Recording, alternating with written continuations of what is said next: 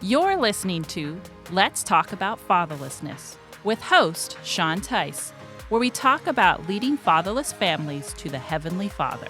Hey, welcome back to Let's Talk About Fatherlessness. My name is Sean Teis. I'm excited to have my guest today, Jay Millar. He's the author of Be a Hero in Your Home. And I just actually, I got this book from you recently, and I got it out this morning. I'm like, I need to look at that before our talk today. And so I was reading some of it, and I'm already intrigued by some of the topics that you've covered in here. But take a few minutes to tell us about yourself, Jay. Hey, good morning, Sean. Great to have you, or great to be here with you. And thanks for having me. It's been a pleasure to get to know you and Jackie over the last 2 years in the Fatherhood Commission.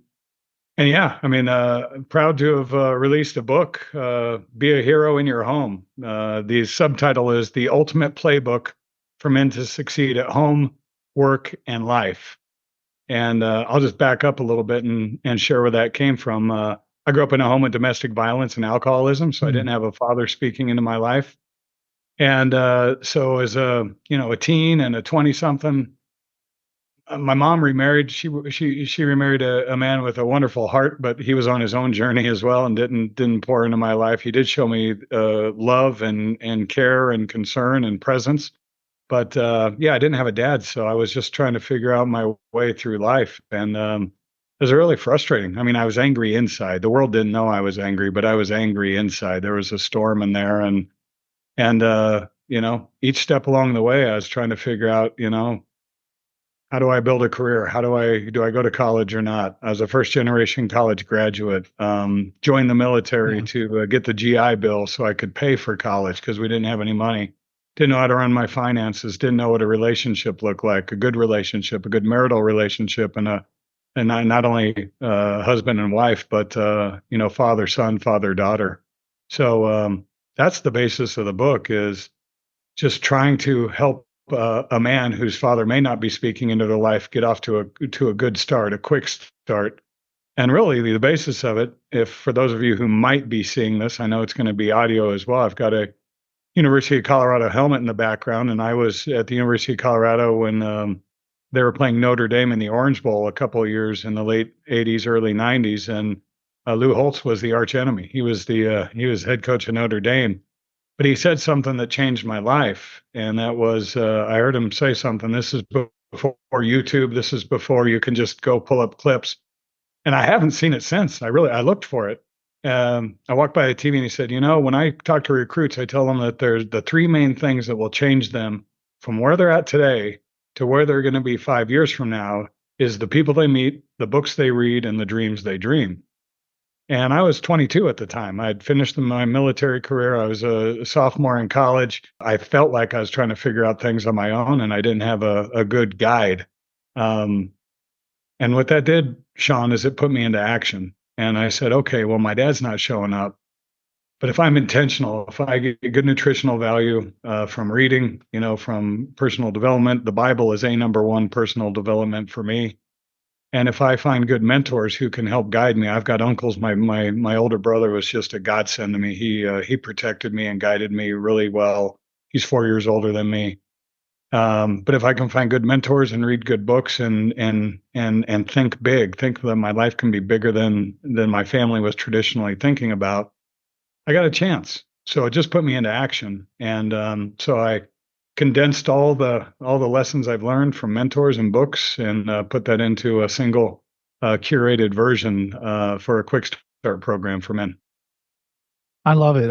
And we've enjoyed getting to know you as well.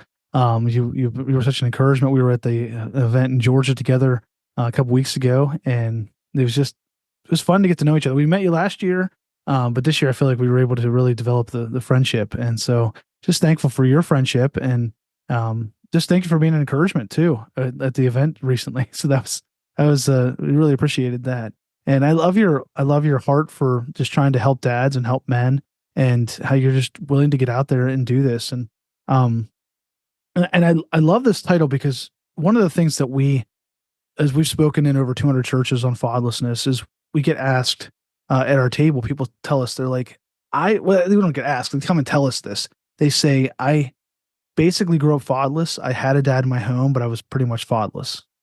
He wasn't around. And what they're saying is he was mentally, emotionally, or spiritually absent. He might have been physically present, but he was gone. And so your book, I'm sure it touches on that, correct? Absolutely. I mean, I do talk about all the different types of fathers. I had an absent father and an angry father. I mean, my parents Mhm. divorced when I was 10, and so then he just wasn't present in the home after that point in time.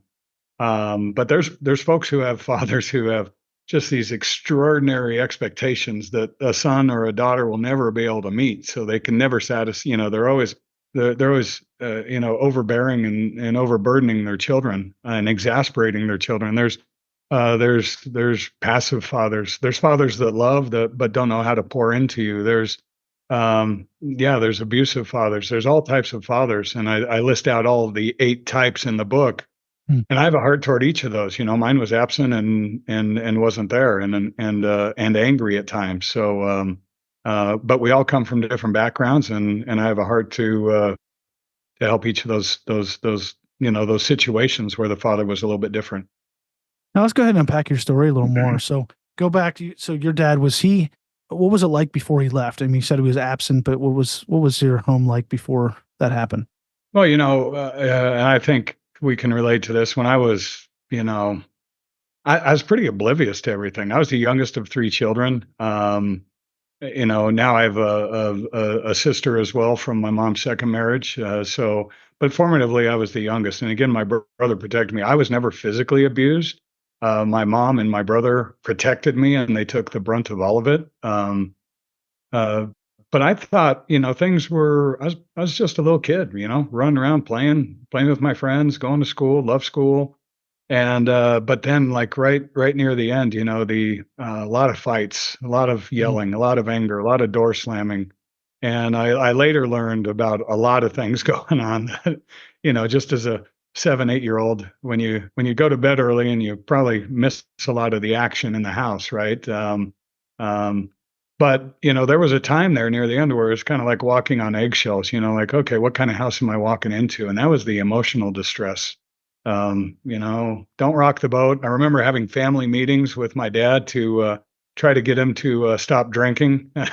Like, hey, Dad, come on, let's tone it down. And again, I really didn't understand, what the level of it was, but I just remember us all trying to rally and get things. And I know my mom was in a tough situation. She had some really, really tragic stories of things that my father. He was just an anger junk. I think he was a very nice man, but he was ill. The time I was born to the time he died, he passed 26 years ago. I think he was just ill. Yeah. The addiction and the substance abuse. He just never was the man that I hoped I would meet as a father. Now, when he left, did it relieve um, some of the pressure then? It's funny. It did in some ways, but I tell a story in the book about his last night at the house, and it was a lot of yelling. And one of my siblings, I'm embarrassed, I can't even remember which of my brother or my older sister, who told me, like, hey, mom and dad, they're getting divorced. It's near the end. And I was like, I didn't know. I wasn't tuned in to the big picture of what was everything that was going on. So I had a lot of anxiety. So I was on guard. And that last night that he lived with us, he started attacking my mom, and my mom was locking herself in the bathroom. And and my brother walks home. He walks in the door. He was a sophomore or freshman in high school. He just come home from wrestling practice, you know, and he just intervened, threw my dad down, put him in a full Nelson, pinned him to the ground while we called the police. And it was a very, very violent kind of moment, and then the police cars come up. And like some families in the 70s, we had all these mirrors around the house, so it looked like a disco with the lights from outside the window from the police car shining in. And I just remember the police coming and asking if I'm okay. And I remember my dad threatening my brother, saying he's going to get him after, this situation ended. And anyway, so we have this traumatic event. I go sleep over at a friend's house to be safe. I don't know. I think my mom stayed home. I don't know if my dad went to jail or not. But Sean, we never talked about that day again. Really? And Wow. that is just really, that was one of the things I just felt, I felt damaged. I'm like, okay, now the neighbors know about it. They know there's problems here, and what do they think about us? And I always had this myth that they had it all figured out. My neighbors had, you know, in the life before social media, we just had these myths of what other people's lives were like, and we just kind of dreamed that Hmm. they were all okay, and ours was tarnished, and theirs was clean, right? Yeah. I just had this myth that we were a little bit damaged and a little bit less than people, other friends, Um, but I think it really hurt me not to be able to put words to that and to be able to talk through that and what did that mean and what happened and what did it mean moving forward, right? And this is in the 70s. So, we didn't have a lot of the tools that we have today in terms of talking things through, mental well-being, counseling. It was just, we just buried it and put it deep in our gut, was how we handled it. So your brother, how much older was he than you at that point? He's 4 years older. He was 14 at the time. And 14, and so he never talked about it again after that happened to you. We just, yeah, as a Wow. family, that was our mode of operation. Just kind of put your head down and keep Yeah. going. How did So that affect him? I mean, if you don't mind me asking, if you can talk about it. my brother, Yeah. I think very similar to me. We've talked about it a number of times, but he and I had this burning desire to just create a life that was very different than that in which we grew up. And what a gift, Sean. I mean, if you think about it, I am such a minority, right? Mm. I've had this gift of faith from my mom and my grandmother that I know that there's a God that loves me, who made me special, who knows how many hairs there are in my head at all times. And that's always just been something I just chuckle at. Like, Uh, I shed quite a bit. And, he has a plan for my life, a hope and a future. He's got everything planned out. I've always known this loving God, even though I was in an abusive environment. Right. And I yes. think I'm rare there. Yes. Um, Mm. my brother was a little different. He had a little bit different faith journey that he came to later in life, but I've just had this unique gift. So, but we had this jet fuel just to create an environment exactly opposite that in which we grew up is Makes what sense. my brother and I share.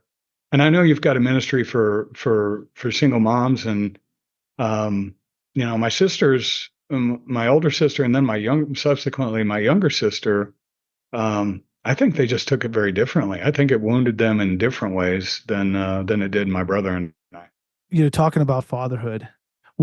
So you said you had a time where you woke up when you were a dad and you were like, "Hey, I need to do better." Is that what happened for you as a pivotal moment? Well, no, the pivotal moment. I start off the book with this, and I'll share the story. It's well, first, if you read it, read the endorsements. Be a Okay. hero in your home. I was like, who else? I don't want anybody else outside of my four walls to write the endorsements. So my boys pretty much roast me in there. So, guys aren't really good at giving guys compliments. So, and my wife gave one there too. But I start off with the story of proposing to her, and this is back in 1995. And I did a really bad proposal. You can read about that in the book. And despite that, I read that. She said, "Are you ready? Yeah, are you ready for this?" I she read said, that. "Are you ready for this?" And Sean, at that moment, that was my moment right there. Yeah. Because I froze, and unfortunately I wounded her a little bit there because she thought I was doubting her. And men, if you're proposing to a girl this holiday season or any time of the year, not a good idea to freeze when she says, "Are you ready for this?" Right? It's a very inopportune time. But and that was the moment I realized I was like, man, I have this burning desire, and this is the jet fuel I was talking about that my brother and I have. Um, I want to be a good husband and father, but I don't know what that looks like. I have a deep, deep desire. I want to build a career and provide and take care of my family. I want to be able to manage my money well. My parents had both filed for bankruptcy multiple times, so we always had money stress. My dad didn't have a friend group. I didn't know what, building a good community of men just to love on you and to protect you and to guide you and to mentor you. And that goes back to that Lou Holtz quote. Um, and I didn't know how to self-care. I was worried about, is substance abuse. I mean, it's in my family. Is that going to be a problem for me? And how can I avoid that? So all of these things flashed through my mind during that day, that July 23rd, 1995, when I proposed to her. And, that really got me focused on the journey of, I knew then I wanted to be a good dad, but I had to figure it out, and I had to start being very intentional about it. Hmm. That's so good. So what made you decide to write a book? I mean, I read on the back on your thing that you had a coaching program. Was that the book kind of driven out of the coaching program? Yeah. So what happened was, and this has all grown organically. I've been in part of men's groups, and I've mentored a lot of men. I mean, some of it's very specific, like, in our men's groups, we have guys my age, we have guys older than me, we have guys younger than me, and there'd be some guys who are like, yeah, I'm, looking for a job, I'm interviewing, right? And I've got a skill to teach interviewing. Here's how you can really rock the interview. And so I started doing things like that. Just meet guys in coffee shops. Hey, you got to interview 2 days from now. Let's get ready for it, right? Let's walk you through it. Put together a plan, have an approach, be confident, walk in with a little swagger, and just like, hey, I'm a valuable asset, right? Not humble, but confident, right? So it all started with that, and then my nephew, he said, Jay, I'm kind of, Uncle Jay, I'm struggling with some stuff. So we'd go to a coffee shop, and we'd meet once a month, and we just talk about different things, right? Relationships. I mean, I'd start pouring into him like I had, learned myself. And my boys were in their teens at this time, or, maybe even a little bit younger. But with my nephew, I started, talking. He's like, hey, I want to fix my finances. What can I do here? I'm not a financial expert, but can help him run a 401k and be safe, keep the guardrails of making it good and effective and safe and easy. He wanted to interview for jobs. He had some relationship troubles with his mom, my sister, and we just worked through a lot of those things. And then he said, hey, I got other friends that want to be a part of this. So organically over time, it just grew into a little bit of a tribe. And then the pandemic hit, and I said, hey, we got to keep these guys together. And we started going online and meeting because people needed connection. People needed to be safe, feel safe in a tough environment. So that birthed a coaching program. And now primarily I look for cohorts of men to deliver a program to about how they can get off to a quick start in life. And the magic is getting 10 guys is kind of a sweet spot, getting 10 guys together and giving them permission to say, I don't have it all figured out. Yeah. Because that's where we struggle as men, is admitting that we don't have all the answers, especially when we're young. I have an easy time doing that now. I can tell everybody I don't have it all figured out. Yeah, I understand. No, I understand that. Takes us a while to get there, but it's like, okay, yeah, I admit it. Yeah, I can't do this on my own. But yeah, this is great. And now you're obviously, it's just by seeing some of the things you've done, you've written a book, you're very driven. And that's birthed out of, you already said a little bit earlier, kind of your fatherless story, or even your relationship with your dad, seeing how he was. Now, tell us more about your drive. And because so some people, they process this situation where they become lazy and they just kind of become lethargic and they don't want to do anything. Yours was more of, I want to do better. And that's kind of the way I took the approach I had. I don't want to end up like my dad. So like, I don't drink alcohol because my dad was an alcoholic. And I thought, if I touch alcohol, I don't want to become an abusive alcoholic like my dad was. And so I had to drive there in that. I also also wanted to, just continue to be, I want to be a good man. I want to be a good husband, good father. So I had that drive. Now tell us about your drive, and tell us about what you did. You accomplished several things. And so tell us more about your drive and how you took this struggle and you achieved success through it. Yeah, and again, I'll attribute it a lot to that Lou Holtz quote, and Lou Holtz stole that from another motivational speaker, Charlie Tremendous Jones. But I knew I needed to be intentional and surround myself with good advice, and having that drive to create a life that's different is, again, completely the jet fuel. I want to give back, and the flip side of that, Sean, I think a lot of that comes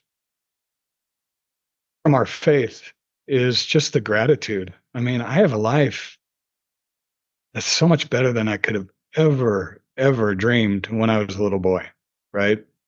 I got a loving wife. I have wonderful kids. We're connected. We laugh. I'm able to provide, able to pour into other people's life. My life and everything that I have, the, you know, is driven by gratitude. I mean, all the things that I love and adore and need and feed me, you can't go to Amazon. You can't go to Walmart. Yeah. You can't go, you know, my wife is a gift. My health is a gift. My kids, you could joke that, yeah, I was part of that creation, but I'm not. I didn't stitch my kids together in the womb of my wife. And, I mean, the relationships, the place I was born, the people I meet, like you and Jackie. I mean, all of these are gifts that I don't deserve. So Yeah. a lot of the fuel is just also trying to give back and saying, you know what? I don't deserve any of this great stuff that I have, and I want to help others try to find their way somehow, along whatever path, whatever journey they're on. Some people I meet are just really angry, and they had a really poor father experience. Um, some of them are pretty faithful, and they've got loving dads, but they're at a different spot on their journey. So I just try to meet them where they're at, and keep going in the right direction. Now, tell us about the military. I see the logo behind you. And how did that help shape you? Because you're growing up fatherless, a lot of guys will enter into that, and that helps turn them into a man. Did that do that same thing for you? Oh, absolutely. So there I was 18 years old, and I was going to be a first generation college graduate in my family. 3 weeks away from going to school with a couple of high school buddies here in Colorado. I wasn't going to go to CU at the time. I was going to go to another engineering school, Colorado School of Mines. And 3 weeks away, I get the bill saying, "Hey, you need to pay your room and board. You're going to start living here in early August. You got to pay for it." And I had this, we had this plan as a family. My grandfather was a insurance salesman, so the plan when we were born in the '60s was buy whole life insurance policies and pay the premiums. This is a terrible plan. Don't do this today, but this was the plan. And then when you go to college, cash in the whole life insurance and pay for college. And I didn't have the courage to have the conversation with my mom. I think she thought I was just going to get student loans, and I had this, even though I knew there wasn't money, because we'd struggled with money so much, Sean, as I mentioned. I thought that these life insurance policies could be there, but again, I was a knucklehead. I didn't handle the situation right, and so 3 weeks before I was supposed to go to school, and here I was, 18 years old, I talked to my mom. She's like, "No, that money's gone." When we got divorced, we cashed it in, split the proceeds. That's all part of the divorce agreement. So there I was, and in 48 hours, I decided to join the military. I thought my only path through was to get the GI Bill.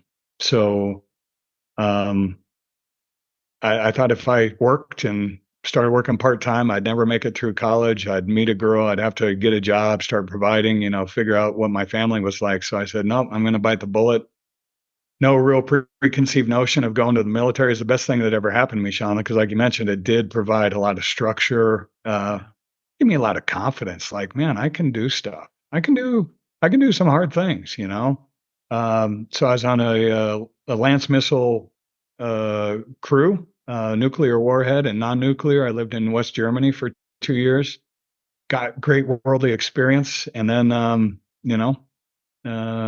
came back and started college. So I was a very mature, 20-year-old college student, having gone through that experience. And it taught me discipline. It taught me organization. My wife would joke that it doesn't teach me time management. I'm always running a little bit late, but no, it was a great experience. It gave me a lot of confidence in life. The military gave me more than I could ever give back to the military, and that I could ever give back to my country.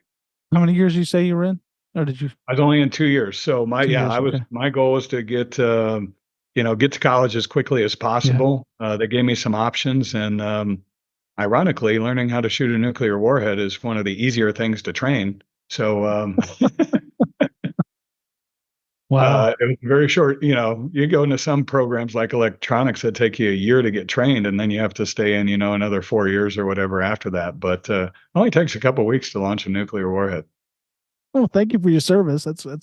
Hey, This was in good hands, right? It was in good hands. I was really angry about it. Here I was doing push-ups in the dark at 5:30 a.m. while my friends were at college learning things that they wanted to learn, meeting other people, meeting girls, having some Yeah. beers. They were having fun, and I did not think life was fair. I was kind of upset in the moment that my journey had been detoured a little bit. Yeah. Wow. Well, hey, at least it turned into good. So what happened then after that? You went to Colorado University then, right? University of Colorado. What Yep, degrees I did got a you? degree in got a degree in physics, and then I got into technology and a little bit of software at a company called Storage Tech here in the 1980s, 1990s. And then but being in the military, did that help you decide I want to study physics, or were you already going down that path? I had a step grandfather who was a physicist, and he worked at a place here locally, Ball Aerospace, and he built satellites. And I had great science teachers in high school that just gave me a fire.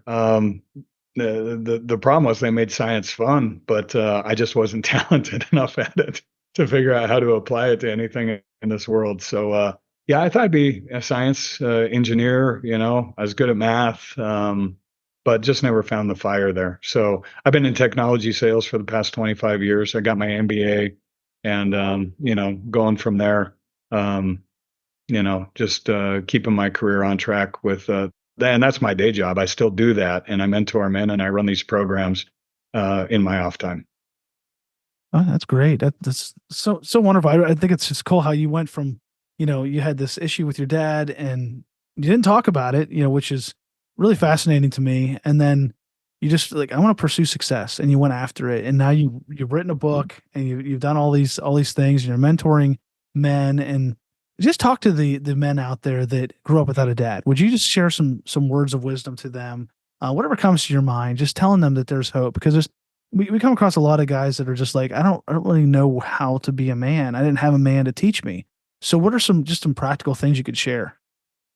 Yeah, some practical things I would pass along are a couple things. One, I mean, find there's earthly men that you will see, and if I have a super if I have a skill, a superpower, I think I can look around a room, Sean, and I can say, who do I want to be like?